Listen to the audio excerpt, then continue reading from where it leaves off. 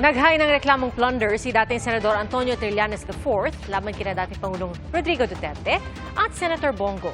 Kaugnay po yan sa munoy sa buwatan ng dalawa para mapunta sa pamilya ni Go ang bilyong pisong halaga ng kontrata sa Davao. Saksi si Sandra Aguinaldo.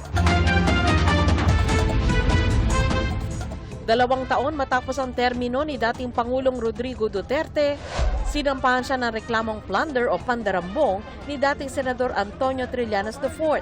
Kasama din sa inireklamo si Senador Bongo na malapit sa dating Pangulo.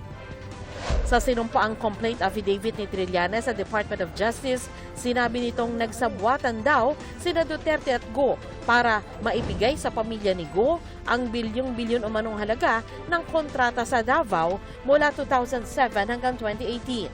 Ito ay tungkol sa mga government projects totaling 6.6 billion na inaward nila dun sa tatay at kapatid ni Bongo.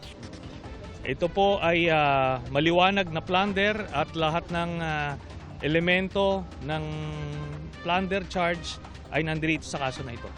Sa tanong kung magkano sa mga inaward na kontrata ang napunta umano sa bulsa ni na Duterte at Go, sabi ni Trillanes, lahat po yon ay inaward sa pamilya. No? The way the plunder is defined by law, pagka nakinabang ka at ang pamilya mo ng ill-gotten wealth. Ano? Kasi ito, ginamit nila yung kanilang posisyon, authority at influence para mabigay at makorner yung mga proyekto.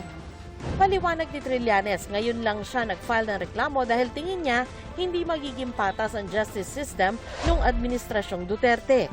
Wala din umanong kaugnayan ito sa napapaulat na planong pagtakbo niya sa 2025 elections. Alam nyo, ito, matagal ko nang ginagawa ito parang hindi parang bago naman, ano?